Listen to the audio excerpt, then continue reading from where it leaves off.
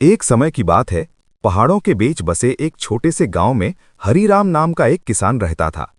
गांव में लोग उसे चालाक किसान कहते थे, लेकिन चालाकी का मतलब ये नहीं कि वो धोखा देता था, बल्कि वो अपनी बुद्धि, समझदारी और तजुर्बे से हालात को अपने पक्ष में कर लेता था। हरीराम मेहनती था, लेकिन उससे भी ज्यादा उसकी पहचान उसकी तेज सोच के लिए थी। गांव के लोग अक्सर कहते, जिस समस्या का हल किसी को ना मिले वो हरीराम से पूछ लो, वो जरूर कोई ना कोई रास्ता निकाल देगा। एक साल की शुरुआत और मुश्किलें। उस साल गांव में बारिश बहुत कम हुई थी। खेत सूखे पड़े थे, नदियां सिकुड़ चुकी थीं और तालाबों में पानी तलहटी में जाकर अटक गया था। किसान परेशान थे। अगर फसल नहीं हुई तो पूरे साल के खाने का संकट खड़ा हो जाएगा। लेकिन हरीराम हमेशा की तरह शांत था। उसके चेहरे पर कभी चिंता नहीं दिखती थी।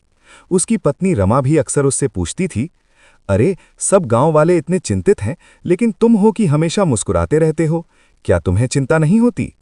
हरीराम हंसकर कहता, चिंता करने से फसल नहीं उगती, दिमाग चलाने से उगती है। पानी की समस्या और हरीराम की योजना। गांव में एक पुराना कुआं था जिसे लोग भूल चुके थे, क्योंकि पानी गहरा था और निकालना मुश्किल। लेकिन हरीराम ने उसी कुएं की ओर रुख किया। उसने देखा कि कुएं में थोड़ा पानी अब भी बचा था। उसने गांव वालों को बुलाकर कहा, देखो, अगर हम सब मिलकर इस कुएं को गहरा कर दें और नीचे का पत्थर निकाल दें तो इसमें पानी का स्रोत और खुल जाएगा। इससे पूरे गांव को पानी मिल सकता है। कुछ लोग बोले, अरे हरीराम, ये सब बकवास है, कुआं गहरा किया तो भी क्या फर्क पड़ेगा। लेकिन कुछ समझदार लोग तैयार हो गए। हरीराम ने खुद आगे बढ़कर काम करना शुरू किया और धीरे धीरे दूसरों ने भी हाथ बटाया। 3 दिन की मेहनत के बाद अचानक कुएं में से पानी का तेज फव्वारा फूट पड़ा। सारे लोग हैरान रह गए। कुआं छलकने लगा। अब पूरे गांव को पानी मिल गया। लोग बोले, अरे हरीराम, तुम तो सच में जादूगर हो। हरीराम मुस्कुराया, जादू नहीं, बस थोड़ी सी समझदारी है। दूसरी चुनौती, चोरी की समस्या। गांव में पानी की समस्या तो हल हो गई, लेकिन एक नई समस्या खड़ी हो गई। रात के समय खेतों से अनाज चोरी होने लगा।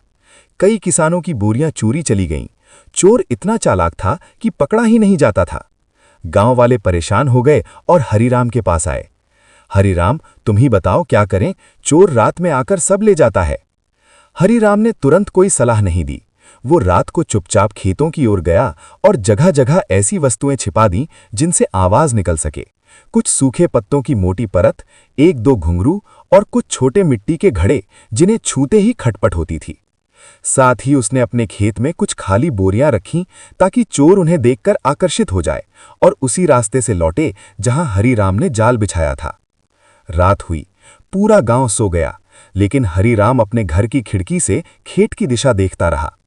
आधी रात को अचानक टनन टन टन की आवाज आई। हरीराम चुपके से बाहर निकला और चोर को पकड़ लिया। चोर कोई बाहरी नहीं, बल्कि गांव का ही एक आदमी था, जो गरीबी के कारण गलत रास्ते पर चला गया था। हरीराम ने उसे डांटा नहीं, बल्कि कहा, चोरी से पेट नहीं भरता बेटा, मेहनत से भरता है। अगर जरूरत थी तो बोल देता, हम सब मिलकर मदद करते। हरीराम की इस बात से चोर रो पड़ा।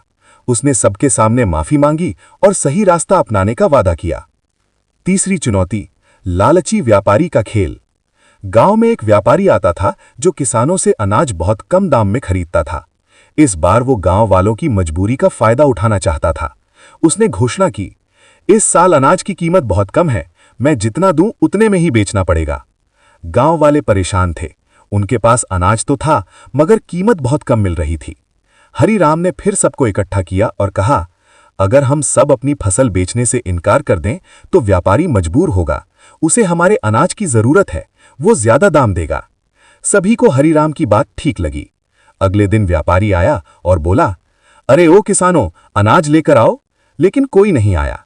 उसने हरीराम से पूछा, तुम क्यों नहीं बेच रहे? हरीराम बोला, हमारी फसल की कीमत बहुत कम है, हम तब तक नहीं बेचेंगे जब तक सही दाम नहीं मिलता। व्यापारी ने बहुत समझाने की कोशिश की, लेकिन कोई नहीं माना।